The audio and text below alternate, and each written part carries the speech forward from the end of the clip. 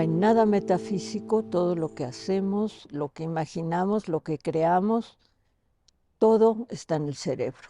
Entonces, la justicia y todo lo que conlleva está en el cerebro.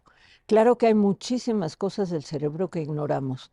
Hay una frase muy interesante de un neurocientífico portugués de nombre Antonio Damasio, que dijo: y el cerebro creó al hombre. Y en efecto, es decir, el concepto de humanidad, de lo que implica el ser humano, es porque tiene un cerebro diferente, no en sus principios básicos, pero en su elaboración diferente del resto de los seres vivos. El cerebro humano es el órgano más complejo de toda la naturaleza. Cuando el cerebro desaparece, digamos por una muerte cerebral, por un accidente, una muerte cerebral, ha desaparecido la humanidad del individuo.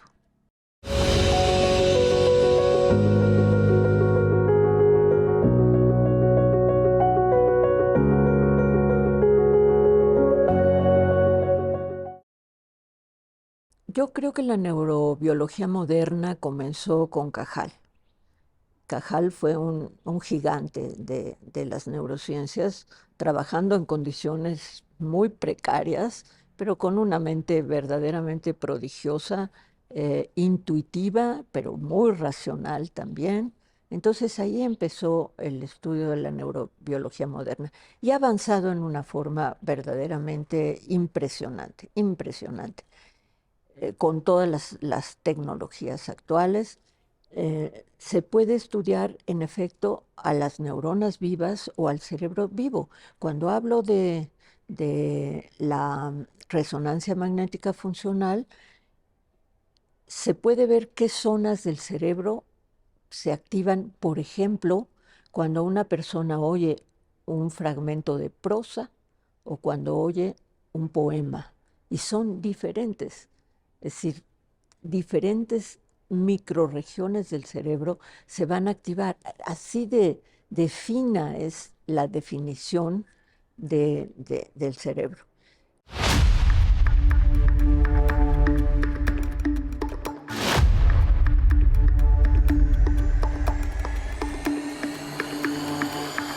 Las neuronas se comunican y forman redes complejas de intercomunicación de las distintas zonas del cerebro. Para el tema que nos ocupa, me gustaría enfocarme a principalmente dos regiones cerebrales: el lóbulo frontal y el sistema límbico. En el lóbulo frontal es la parte más humana del cerebro, es mucho más grande que en los animales, es la última que apareció en la evolución, es la última que se desarrolla durante el embarazo, es el área en donde se procesa todo lo que tiene que ver con el pensamiento. Todo lo cognitivo está en el lóbulo frontal, particularmente en la corteza del lóbulo frontal y más específicamente en lo que se llama la corteza prefrontal. Ahí es en donde el individuo recibe, digamos, todo lo que tenga que recibir del entorno, todo lo que le está sucediendo, lo transforma en ideas, lo transforma en razonamiento, lo utiliza para tomar decisiones, para evaluar el costo-beneficio de una decisión y finalmente tomar una decisión.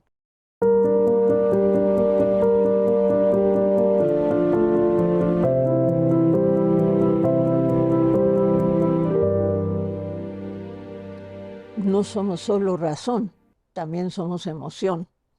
Y la emoción, aunque parezca no muy directamente relacionada con el concepto de justicia o el concepto de justo, injusto, sí tiene mucho que ver con la emoción.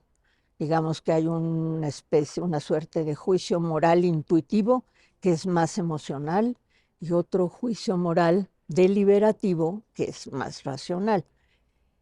Esta zona de las emociones tiene también mucho que ver con el concepto del bien y del mal, que es la base del juicio moral. Está en el sistema límbico, hay un sistema bien conocido que se llama circuito de recompensa o circuito de las emociones, en donde se generan las emociones, sobre todo las positivas, las emociones de la felicidad.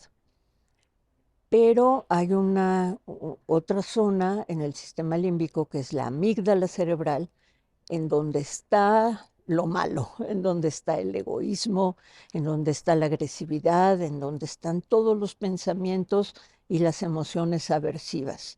Entonces, esa es la parte emocional que habitualmente, y ojalá fuera siempre así, están bajo el control del lóbulo frontal, de la corteza del lóbulo frontal, que controla las emociones. Pero todos sabemos que las emociones a veces se controlan y a veces no.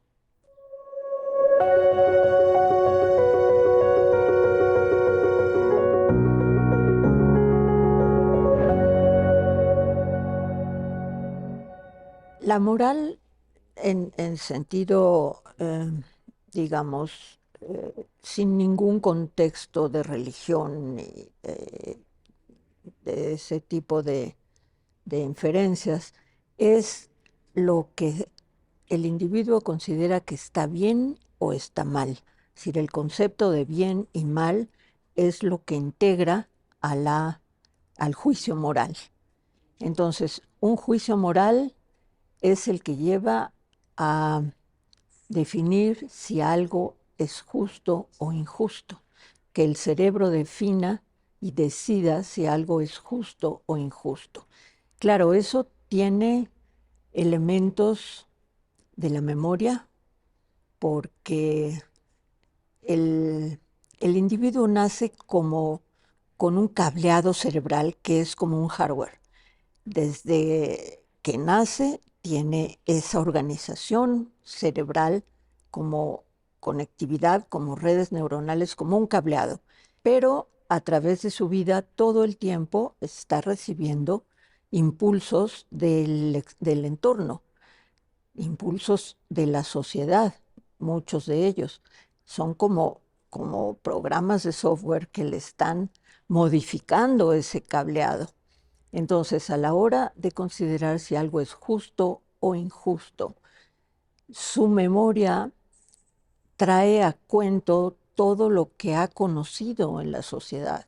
Y todos sabemos que el concepto de lo que está bien o de lo que es justo puede variar en las sociedades. Este concepto de justicia está desarrollado desde muy pronto en los niños. Un niño, yo no sé, de quizás 5, 6, 7 años, sí tiene una idea bastante clara de si algo que le está pasando es justo o injusto. Entonces quiere decir que ese tema cerebral se desarrolla desde muy pronto.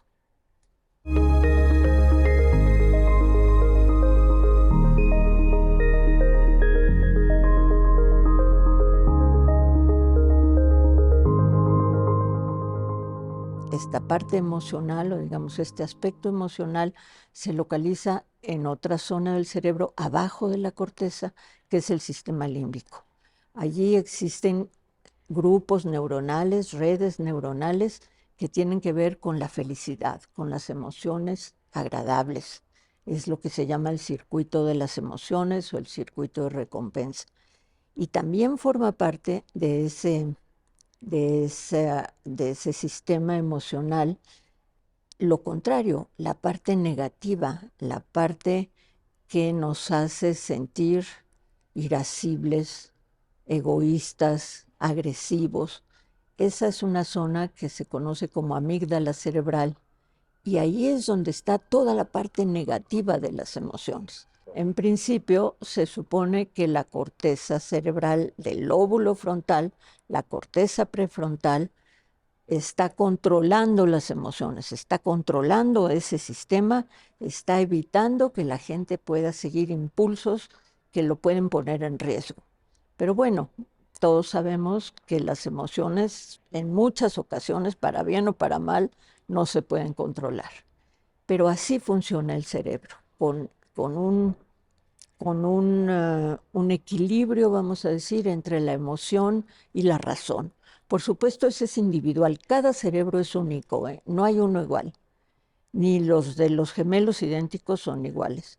Entonces, en algunas personas, en algunos momentos, el cerebro es muy plástico y está recibiendo todo lo que viene del entorno y respondiendo a él. Entonces, en algún momento puede ser capaz de controlar las emociones, en otro momento no. Y hay personas que son mucho más racionales y en los que la corteza frontal, en efecto, ejerce un control, y otras mucho más emocionales, en los que la parte racional, pues, hace lo que puede.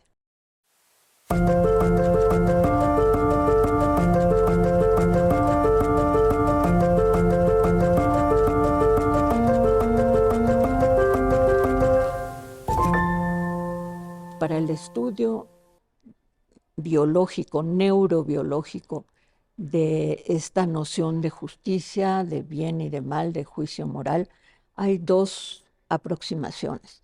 Una es justamente esa: ¿qué pasa cuando hay lesiones en las distintas zonas en las que se divide la corteza prefrontal? Porque se han localizado o se han dividido artificialmente para estudio en corteza prefrontal dorsolateral, media. Se observa cómo responde el individuo ante estas situaciones de justicia e injusticia.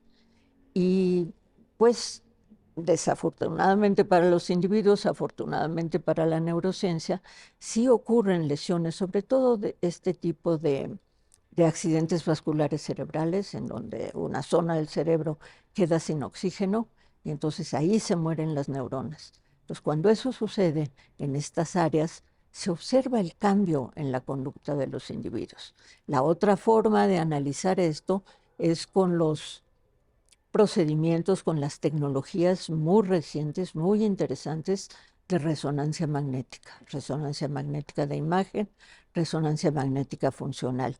Ahí se puede registrar en el individuo qué parte de su cerebro está siendo activada cuando piensa en el bien o en el mal, o cuando le postulan, por ejemplo, cuál sería su actitud. Vamos a poner un ejemplo, pero hay muchísimos. ¿Qué es más justo? ¿Robar en una farmacia para salvar la vida de un niño? Entonces el individuo decide y oprime un botón y se ve en qué zona del cerebro está activándose ese pensamiento para tomar la decisión y decir, me voy por este lado o me voy por el otro. Es así como se aborda. Esos son los abordajes, eh, digamos, neurobiológicos para estos temas de la justicia.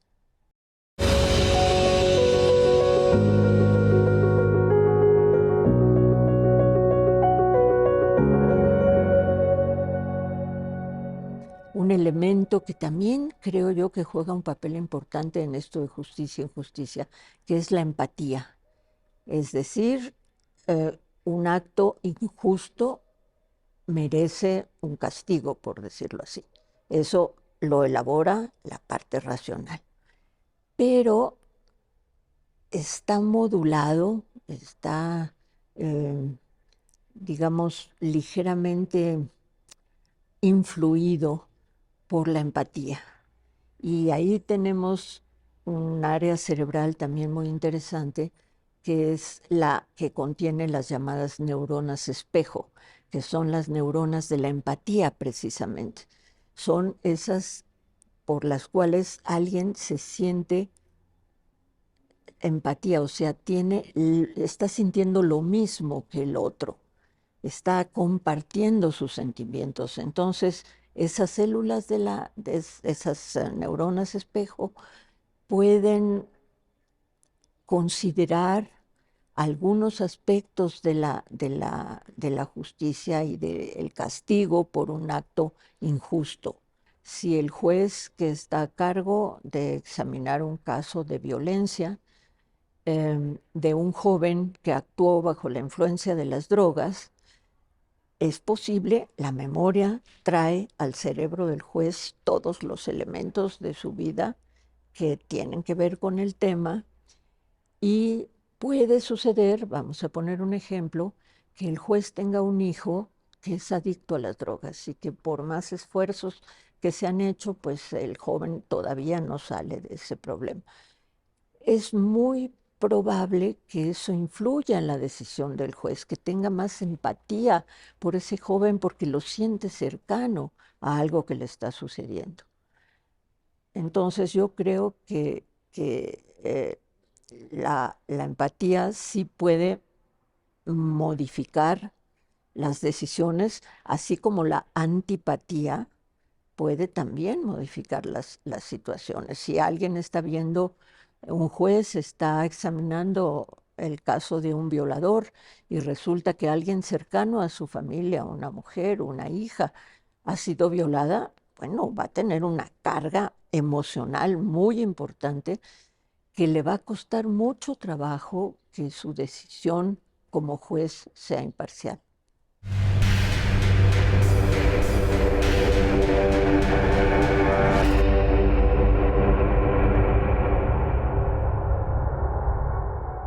La ansiedad existe ahora, sobre todo porque sabemos más cosas. Antes, pues no sabíamos nada del cambio climático, no sabíamos nada de la guerra en países lejanos. Ahora tenemos ese flujo de información y eso incrementa la ansiedad, a menos que como mecanismo de supervivencia, pues ya no nos enteremos. Vamos a poner el caso de la violencia en México, de la violencia criminal. Hemos hecho una banalización total de eso, completa. Es un mecanismo de supervivencia del cerebro.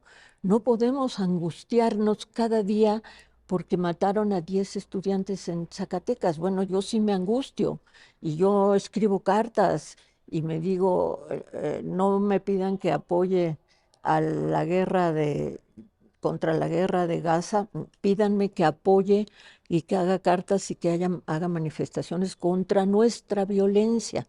Pero ya la hemos banalizado. Eso es un mecanismo de defensa contra la ansiedad tremenda que nos produce saber que todos los días se mueren muchas personas asesinadas y que no hay justicia, que hay impunidad y que no hay elementos para detener eso de alguna forma.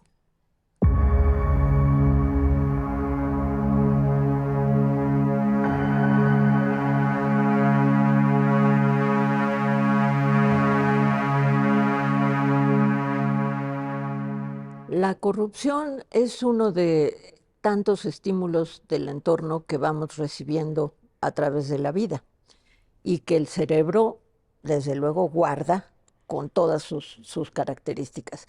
Es muy interesante cómo el cerebro funciona ante una situación que puede implicar corrupción.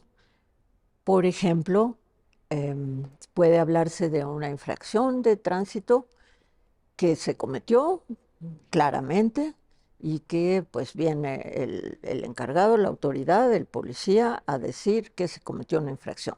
Entonces el cerebro inmediatamente empieza a trabajar en la corteza prefrontal junto con el hipocampo. El hipocampo es una zona a la que no me he referido, pero es el de la memoria. Es donde guarda la memoria reciente. La memoria más antigua sí se guarda en la corteza cerebral, pero la reciente en el hipocampo. Entonces, entre los dos lugares donde se guarda la memoria, empieza a evaluar costo-beneficio. A ver, ¿qué hago? ¿Qué me va a costar más trabajo desde el punto de vista práctico este problema en el que estoy metida?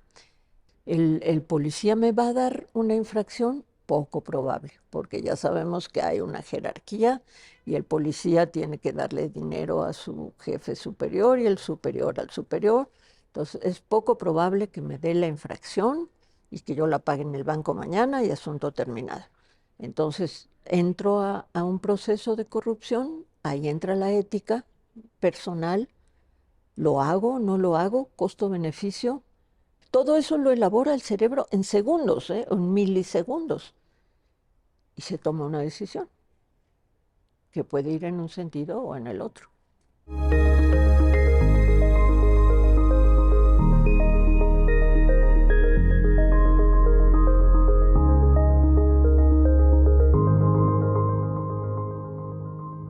El que aplica la ley en principio tiene normas que debe cumplir y también evalúa si puede, qué beneficio puede recibir si no aplica la ley. Va a recibir un beneficio que valga la pena. Ahí está la parte práctica y la parte ética.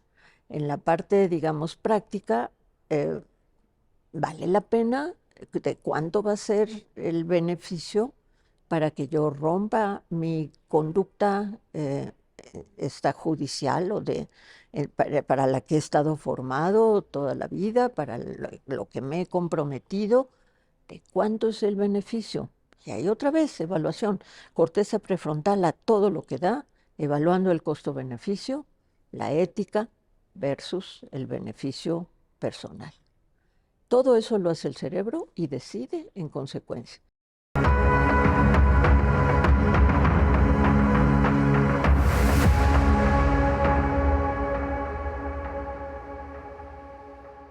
Un criminal es una persona que comete una falta, es decir, que está rompiendo una ley, una regla de la sociedad en la que vive. Entonces, puede ser algo muy circunstancial, muy coyuntural. El criminal actuó porque en ese momento se le presentó la oportunidad de cometer el delito y la tomó. O puede ser, ya con la experiencia, se va acumulando. Si esa vez no le pasó nada y obtuvo beneficios y le robó el teléfono celular a una persona que estaba en la calle, se lo arrebató y corrió y no le pasó nada, lo puede volver a hacer. Vio que obtuvo un buen dinero por el producto del robo y puede tener la tentación de volverlo a hacer y convertirse entonces en un ladrón profesional. Todo eso su cerebro lo guarda, todo eso recuerda con precisión cada circunstancia del robo, cómo se gestó, cómo desarrolló y qué consecuencias tuvo. Entonces todo eso lo tiene muy presente en su memoria a partir de lo que se conoce que ha sucedido antes. Todo se guarda y en el momento de hacer la evaluación en la corteza prefrontal se toma la decisión. Entonces, con el tiempo podríamos pensar que el cerebro del criminal va cambiando.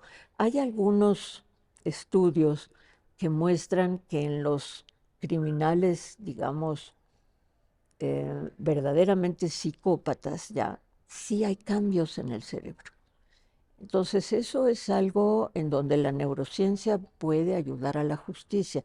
Sí puede haber cambios cerebrales, alteraciones cerebrales, a veces perfectamente mesurables, como el grueso de la corteza prefrontal, por ejemplo, que caracterizan a un psicópata criminal. Entonces, eso es un tema de ética muy complejo.